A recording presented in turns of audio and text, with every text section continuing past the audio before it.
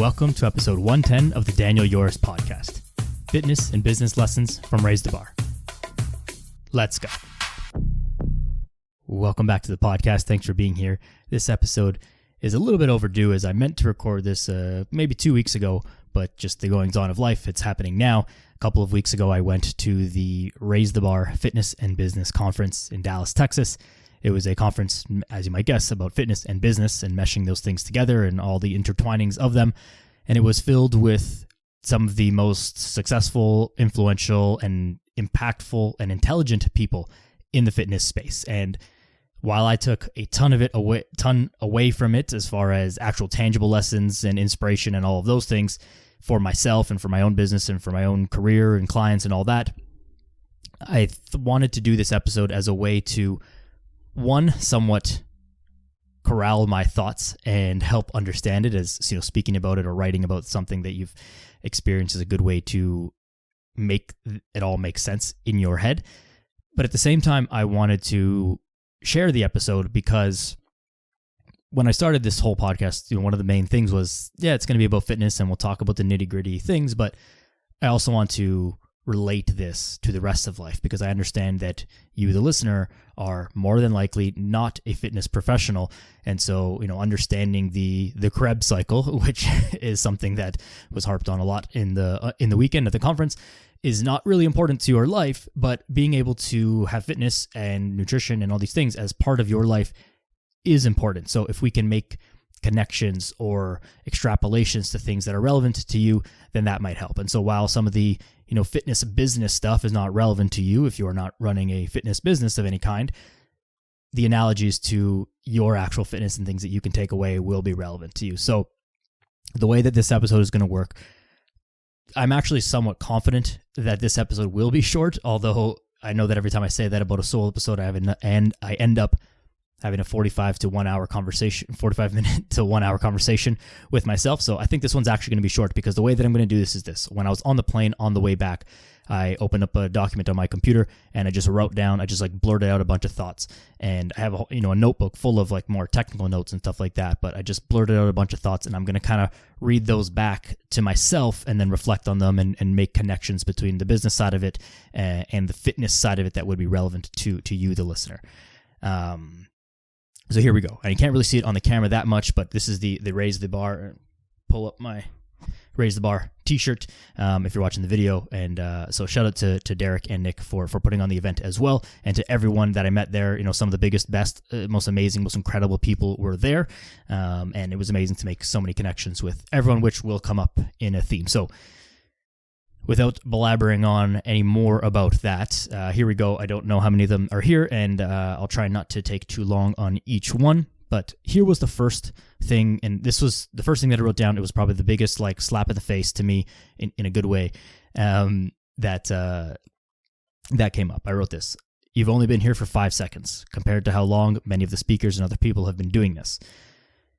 So many of the speakers in their speech, whatever it was about, whether it was some technical business thing, whether it was some aspect of coaching or whatever, had some sort of story that seemed to always start with, I wrote my first blog article in 2009. I wrote my first post up, my first Instagram post in 2011. I trained my first client in the gym in 2007.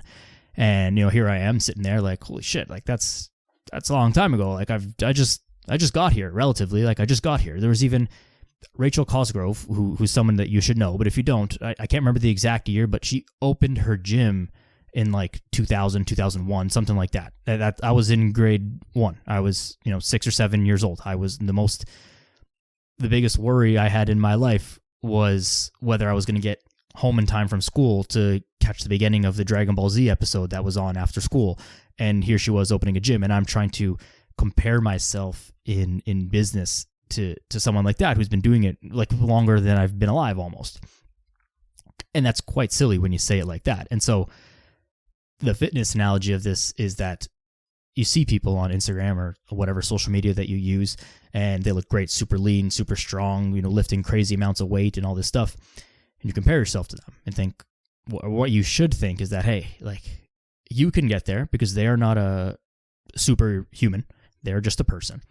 They've been doing this for a long time, probably a lot longer than you think, and almost certainly a lot longer than you. So someone who's like got this great, crazy physique, they've been doing it 10, maybe 15 years, maybe even longer.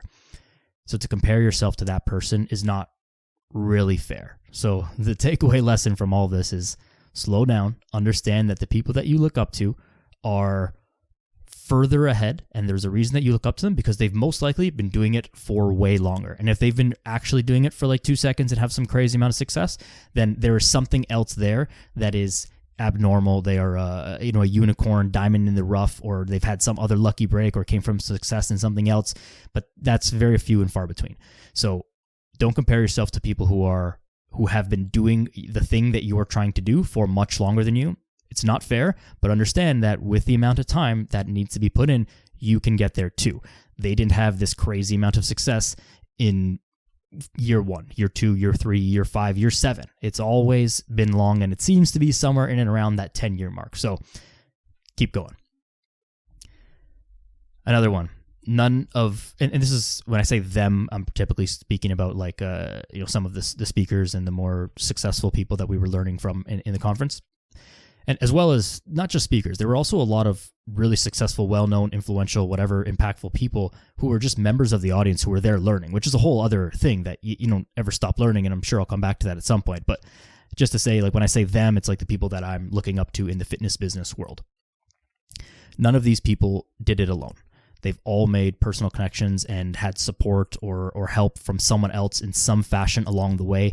And the most interesting part was that many of the speakers and people there had their own careers intertwined with each other.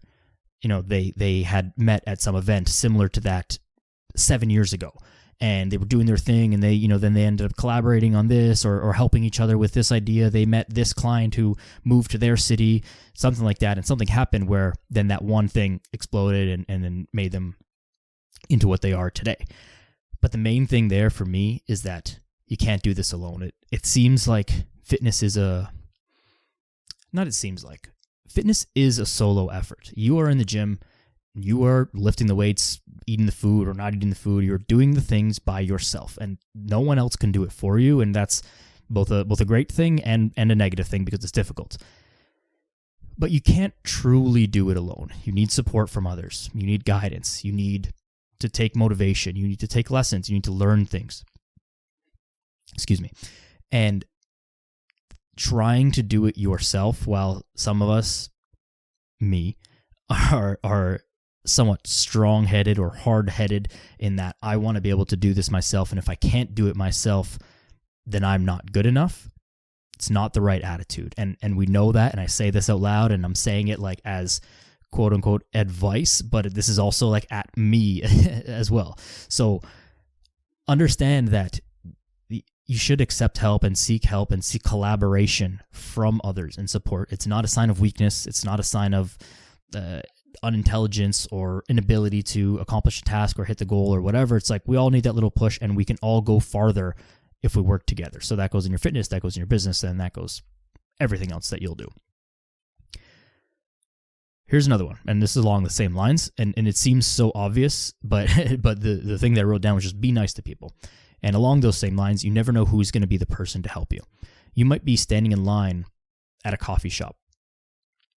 Actually, here's a really good example, because this also happened on the trip, and I didn't even really make this connection until right now. So when I went, so I live in Toronto, if you don't know that, flew from Toronto to Dallas. The morning that I was flying, there was a bunch of snow in Toronto, so there was a whole bunch of flights that were delayed or canceled or whatever. With the madness of the airport and the weather, I ended up sitting on the plane beside a woman who is a doctor at Sick Kids Hospital. Sick Kids is a world-leading children's hospital here in Toronto, world-renowned, all this stuff. Ended up sitting beside a woman who's a doctor at the hospital. Obviously, I didn't know that when she sat beside me. She was very flustered. Her flight had been canceled. She had been through the rigmarole of getting flights canceled, rescheduled, she was trying to get to San Antonio. There's no direct flights from Toronto to San Antonio, and she had to, whatever, doesn't matter. She was in this crazy scenario of flights, and she had to be in San Antonio by a certain time. But by the time we landed in Dallas, she was kind of trying to get another connection because her original flight was canceled. She was going to have 15 minutes to catch her connection, which ended up being in the terminal in the other side of the airport in Dallas airport. So, and I mean, this seems so obvious, and I'm not trying to say like, oh, look how good I am, look how nice I am. But I noticed this, and I was trying to help her out and trying to find additional flights or figure out how she could rent a car and drive from Dallas to San Antonio, which would have like been a possible, not a great, but a possible solution, or like a worst case scenario, and just help her through. And we ended up having a great conversation about all sorts of things over the course of the entire flight. And, we have a good relationship. And so while I didn't get anything from that relationship, this is not a transactional thing as in be nice to people because they can do stuff for you. It's, you never know who that person is going to be. She could have just been someone who has no significant job, to say that like it might come in handy someday, or there may be some transactional aspect to it, but just a great relationship. And so the point being from all the speakers is, they sat beside someone, or they just talked to someone in a coffee shop, or they, met someone at a conference and they were kind to that person and, sat down and had lunch with them or whatever it was. And then that turned into some blooming relationship that led to so much more success and lessons and all these things down the line. So point being, be kind to people, because you never know who's going to be that person that you meet that will be able to change your life in some way. Already kind of talked about this one, but constantly be learning. Like I said, there were many people in the audience who were attendees of the event who were speakers at other events themselves, or are people who are also top level, quote unquote, people in the fitness industry, highly influential, highly impactful, highly successful. And they were there sitting amongst people like myself who are relatively newer to the industry and newer to running our own business and all these things, and learning and soaking things up just like everyone. And there's something you can learn at any stage of your career, and there's always things to learn. I would imagine that if I take myself 5 years from now and I put myself back in that same seat that I was in, and the exact same talks, the exact same conference with the exact same speeches, exact same people, I'm sure I would have very different takeaways, because my life would be different at that time. My business would be very different. The clients I would be training, everything would be very different. So the information input would be the same, but the way that I internalize it would be very different. And so again, just because you think that you've learned something in fitness, just because you think that you know how to do your job, there's no saying that you can't learn how to do something better, or learn how to do something more efficient, or learn something new to improve yourself. Of course, there's like a limit to this. You can't just constantly be searching for new things. At one point, you got to actually do the work, but always be trying to learn and always be trying to improve yourself and take yourself to that next level. Here's another one. There's no easy way to do it. And we say this in fitness all the time. There's no secrets. There's no easy way. You got to grind. You got to put in the reps. And very much a fitness reference. People are always looking for tips and tricks. What's the secret to your big bench press? What's the secret to you getting so lean? What's the thing that you do to get, your squat up, or your whatever? How did you be able to do pull-ups? All these kind of things. For the most part, just work your goddamn ass off. Do it a lot. Do it for a long time. And the same thing in your business. Yes, of course, there are technical things that you need to know. You should be doing this instead of that. Set your squat up this way instead of that way. Do this with your nutrition instead of that. But those little tips and tricks make things slightly more efficient. The thing that really moves the needle is actually putting in the work. You can know all of the things. You could be the most proficient technical squatter in the world. If you never load the bar up, if you don't actually go in and do the squat, but you just study everything about it, you know all the biomechanics, you don't have this big whiteboard in your house of measurements and all this stuff, but you never go in and actually do the work, you're not going to be great at squatting. You're not going to be great at anything else. So you got to grind. You got to put in the effort. You got to put in the reps over a long period of time, and there is no way to get around that. People sometimes think that fitness, when they get to the top level, people who sell a program or a one-off product that they've made or something like that, it's somehow passive income. And that, okay, you've made something and then you just continue to sell it over time. And all of the speakers and people, many of them have some type of, among the many things that they do, have some type of product that they've created, and then they continually sell that thing, whether it be a program or a document or a teaching or a course or something. But they're like, no part of this is passive. Like, yeah, I made that thing, last year or 2 years ago, and it continues to sell and continues to do well. But like, you're constantly working at it, improving the product, number one. But you have to keep selling it. You have to keep working at it. It's not passive. Yeah, sure, the sale might come in at 2 a.m. in the morning in your time zone because somebody in the other side of the world bought it. And if you want to consider that passive income because you made, the sale came in while you were sleeping, it's not really how passive income works.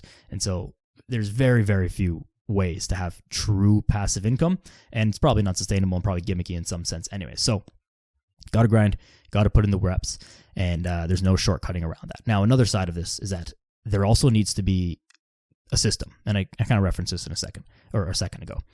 You've got to have a system. You can't just do stuff randomly. Now, you do need to just start and do stuff and kind of like, go fast and break shit along the way and just make stuff happen and try things and then see what works, see what doesn't, and continue to iterate from there. So it doesn't have to be perfect. And maybe when you start, you don't even know what you don't know. When you go in the gym for the first time, you don't even know the exercises that you don't know.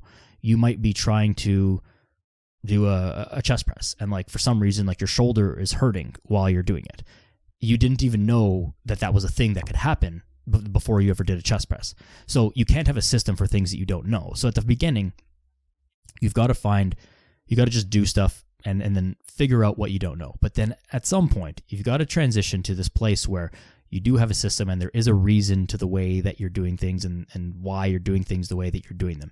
Because otherwise, it just continues to be random, and you might still make progress. And I talk about this very often, that there are people in the gym who you will see, they've been in the gym 10, 15 years, and they just do like the like the silliest things, like weird exercises, not very heavy, not very intense. There seems to be no rhyme or reason to what they're doing. And they look like they have a decent physique because they seem to work hard, and they're in the gym every week constantly, and they do their thing. Now, sure, you might make it,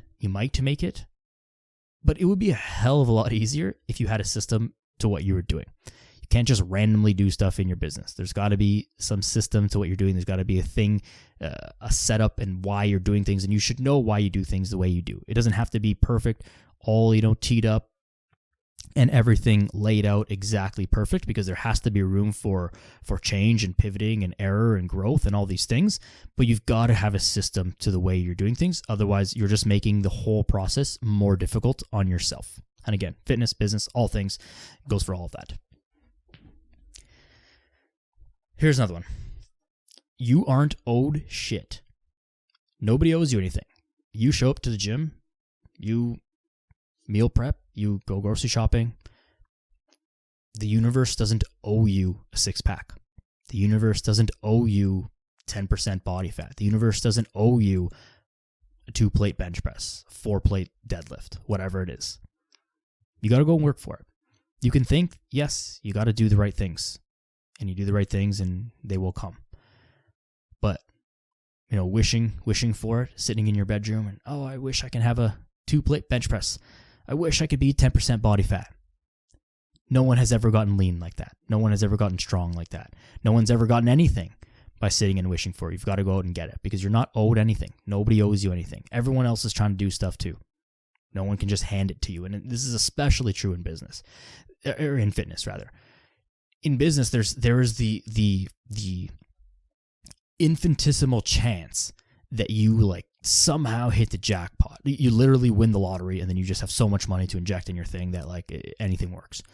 Or you so randomly get some movie star client that skyrockets your business. That is a chance, although it's not something anyone should bank on, or that you should rely on, or even consider as a thing, but it does exist. In fitness, that will never happen. You will absolutely never accidentally get significantly stronger or significantly leaner. It is impossible. So no one owes you anything. The universe doesn't owe you anything. No one owes you anything. Whatever you want, you got to go out and get it. These seem to be in somewhat of an order. I'm kind of impressed at my mishmash of notes here. You will fail along the way. There will be speed bumps, but you only lose if you give up. Every single speaker, everyone's story had some sort of I was doing this, and then I started to, I was doing the fitness thing. I was training people in person, or, writing articles or doing whatever they were doing. Started to have some modicum of success, and they were growing, and then something happened that just knocked them right off, be it some actual life event, or things were just not growing, or things went backwards, or they made a big mistake, or whatever it is, different for everyone. They all had a not insignificant loss along the way in their trajectory, or a speed bump along the way. Now, this is probably common with everyone to various degrees and for various reasons. You don't hear about the people who stopped along the way, who hit that speed bump and then gave up because they didn't make it. You hear about the people who said, yeah, I had this thing happen, and then this is how I adjusted. It knocked me on my ass for a while. It was like down in the dumps for a bit, or whatever. Everyone's got their thing. But then they came through it and became who they are today. And we hear about them, we hear their stories. Obviously, if you've been training or involved in fitness or pursuing fitness for longer than even 6 months, you've had some speed bumps and some things that didn't go perfectly. You fell off track for a weekend. You picked up a little injury in the gym. You picked up, something, life event happened that made your schedule get all out of whack. Like, whatever. It could be millions of things, and some are bigger than others.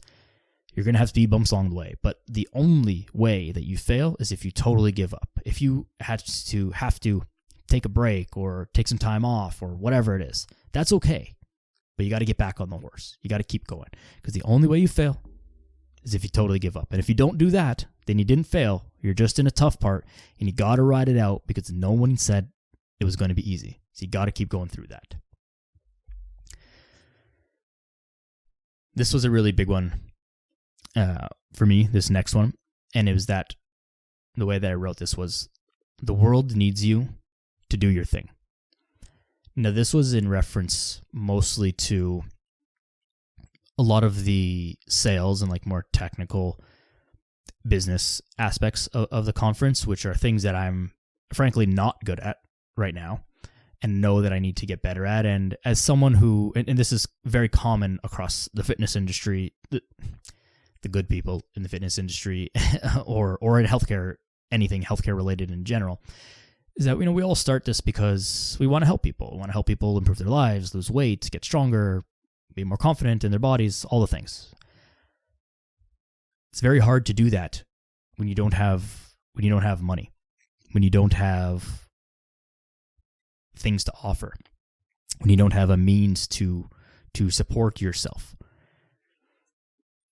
One analogy that Luka Hocevar made was that, could you help someone with, what could you help people more with? If you had $1 million, could you help a lot of people? Yeah, you could. If you had $10,000, could you help a lot of people? Yeah, you could. Which could you help people more with? $1 million.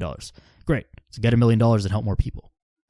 And so it's marrying this, sales is a service. And it's not to be salesy and sleazy and all that. It's about, how do you get your product and your service out there to help the world? If it's truly good and truly valuable and truly helping people, then the money is going to come, and that's going to be re-injected into what you're doing and go back into helping more people and growing all the things. And not to shy away from it, but to actually lean into it and embrace it as part of what you're doing. Because when you can, frame your mind that, hey, selling my services or my product or whatever is helping people, which it should be, then you shouldn't feel bad about trying to sell it or asking for money or whatever it is. And the fitness analogy of this is this: your family, your well-being, the people that depend on you, the people that care about you, the people that you care about, they are depending on you to be at your best. So in the business sense, where it's if you really think that your product is good, your service is good, the world needs that. And it will make the world a better place by you doing the things that are required to sell it. You can't just be, again, the chalkboard best coach with all these things written down on your board and no one knows about it. That doesn't help anyone or do anything about it. If you're not at your best, if you're unhealthy, if you have low energy, if you're sick, how can you possibly help the people and be there the most for the people who are in your life? One analogy that I always go to is the grandparent playing with their grandchildren. How can you do that?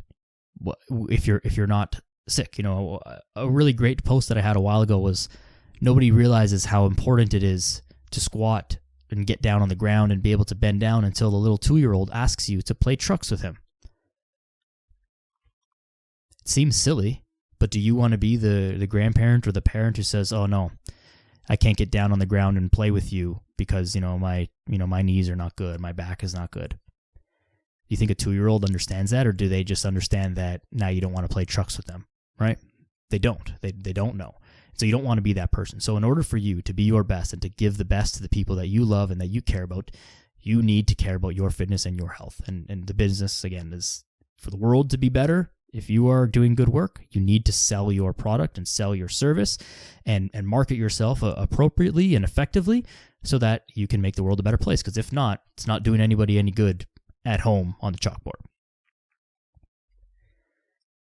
And this is a big thing that I really need to work on myself. And so there's a lot of logistical changes that are coming in the next couple of weeks for me in good way. But change is always difficult and challenging and unknown. And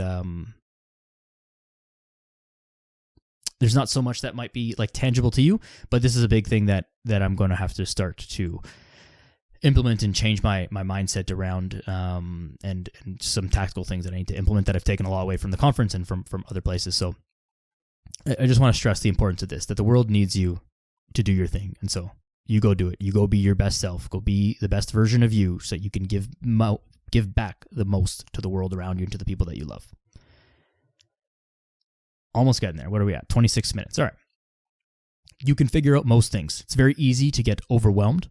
And it's very easy to get lost in the minutia of things. How do I, Jonathan Goodman talks about this often, make it a logo or the brand name of your thing or the color scheme of your product or whatever, these little things. Like, you can figure that out. It might take some time, and it might maybe even take an investment of some financial investment or whatever, but you can figure that out. That's not that hard. So don't get caught up on these things. And the fitness version of this is that you get caught up in how many sets should I do? How many reps should I do? How much should I take 60 seconds of rest or 75 seconds of rest? Should I lift this amount of weight? Should I do it at this angle, that angle? It's like, well, hold on a second. If all of that stuff and figuring out this perfect program and this perfect plan and the perfect split and the perfect macros, should I have 167 grams of protein today or 173 grams of protein today? You can figure those things out. What you need to move are the big rocks. How do I get my schedule sorted so that I can get to the gym? How do I fix my nighttime routine so I can get to bed on time? How do I set up my day so that I can drink enough water throughout the day? These are the things that really matter. All the stuff, the sets, the reps, the whatever. First of all, you hire a coach for those things. That's what coaches do. And that was a big part of this too. Is we as coaches hire coaches to train us in business and the things that we don't know. Because yeah, sure, I could probably figure all the stuff out, and with enough trial and error, I could figure it out on my own and eventually get there. But it might take 2, 3, 5, 10 times as long to get there. So we hire coaches to do things the same way you hire a coach. When you don't hire an individual coach, but you have sport coaches, you have teachers in school. I guess a 3-year-old could learn their ABCs and math and all that stuff on their own, but we have teachers to teach ourselves. So the nitty gritty stuff, it's really a big time saver when you hire a coach to do that. But also, you can just figure those things out on your own. It's actually much simpler than you think it is.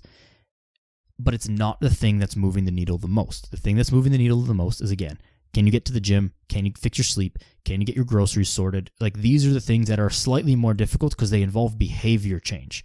Figuring out the exact calorie count that you should be eating at, the exact rep range that you should be working at, doesn't move the needle all that much and is easily figure outable. So don't spend so much time, or waste so much time rather, on majoring in the minors. Move the big rocks and then just figure out those things. Don't stress about them because you can figure it out. So just do that, move on, and get the big rocks moved. I kind of referenced this earlier, but nobody's a superhero. All the people doing the things you want to are just regular people.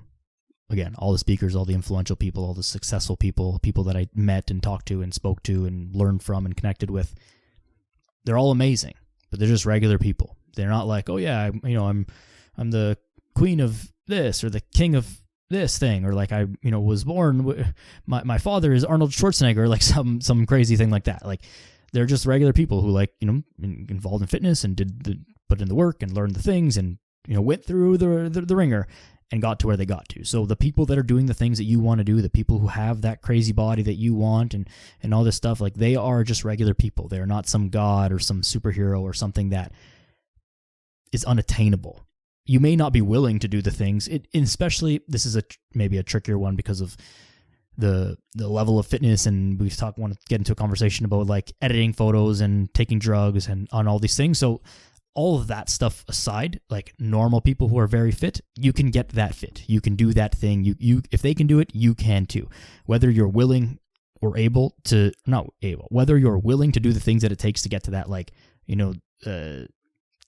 magazine cover of physique or that kind of stuff, that's a separate topic, but just understand the gist of what I'm saying, that these are regular people and that if they can do it, you can do it too. Same as in your business. You see some guy who has a crazy car, a woman with an awesome house or whatever it is. You can do those things too. They're regular people. You can get it too.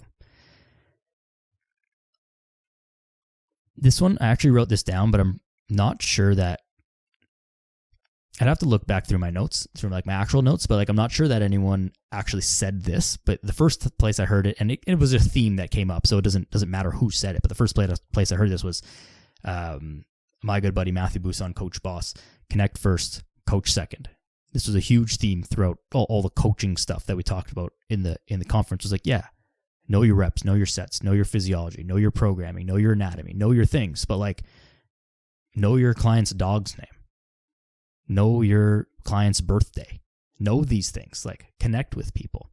And so I think and I'm not sure that there's actually like a real fitness relation to this one, but maybe just in general, like connect with people. You never know who you're going to meet. You never know what this person will add to your life. And so, you have business meetings and stuff, and maybe this is the relation. It's not so much in fitness, except for if it's like someone who's just like at the gym and just, generally being nice to strangers and all that stuff. But like, you have deals and things to do in your business and networking for whatever job that is that you do, and connect with people. Don't just ask them about, oh, what school did you go to? What degrees do you have? What do you think about this technical aspect of our industry? Or what about this? Or what about that? What's your dog's name? When's your birthday? What's your favorite vacation that you've been on? What's your favorite food to eat? Like, connect with people. Humans first. Take that human first approach and apply it to every aspect of your life. People are pretty amazing, and people love to talk about themselves. It's a great way to connect with people, great way to network and to make these personal connections that may end up being a very positive force in your life. The last thing was this, and again, related overall, a lot of overlap here, of course. You want it, go get it. None of it's rocket science. Getting in great shape, not rocket science. Building a big business, not rocket science. Of course, element of luck is involved and not insignificant.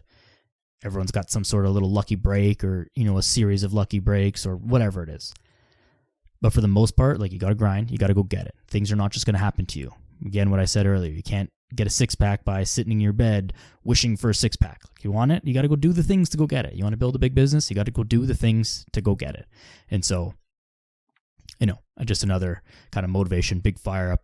If you've ever been to any of these type of conferences, I assume not for fitness, but like for whatever other industry you're in, or personal development conference, kind of like a Tony Robbins style of things or whatever, you come back with this huge, this energy, this inspiration, this, what's the word for it? You just feel like really fired up. There's a phrase that exists that's escaping me right now, but you feel very fired up. And so you want to go do things and change the world and like, rah, and like all for it. And like, yeah, you gotta take that with you and you gotta go use it. So what's the word that I'm looking for? Something about, environmental exposure. That's what it is. When you expose yourself to an environment that is filled with people or things or businesses that are doing the things that you want to do, you curate your feed online. You go and talk to entrepreneurs in your neighborhood. You go and talk to that big guy at the gym or that girl in the gym who's like deadlifting crazy amount of weight. Like, go and create your environment around the people or with the people that you aspire to be or that you want to do something that's similar to them or think that you could learn from them. Create that environment and then let that fuel you. But then you got to go get it. You can't just, again, creating that environment and doing the thing can be a way of faking productivity in your life. And like, okay, I created all this stuff. Like I'm good. I have all these, things, but I didn't actually do anything. You got to go do it. It's the same as having the perfect program, the perfect macro split. You got the groceries, you got the big water bottle, you got all the Lulu gear, like what you got all the things, and you just haven't actually been to the gym. It's like, well, nothing's going to happen if you don't actually get your ass in there and put the work in. So you want it? Go get it. That's it. This episode went longer than I thought it was going to be. Obviously, surprise, surprise. But one last shout out to Nick and Derek for putting on the Raise the Bar event. I certainly will be back next year and in the future. And for you, the listener, there will be many people over the next several weeks and months who will be from that event, who I met at that event. The personal connections made, amazing. It was a fantastic event. I'm not sure that you will notice maybe like very tangible, hard changes in the way that I conduct myself and the way that I do things, but that doesn't matter. You'll notice the fruits of it, over time, because this is a long game. So, anyways, again, thanks Derek and Nick, and to everyone that I met there. Thank you for listening. I appreciate you.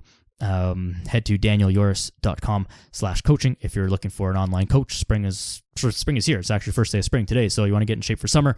All that stuff. Let's get it going.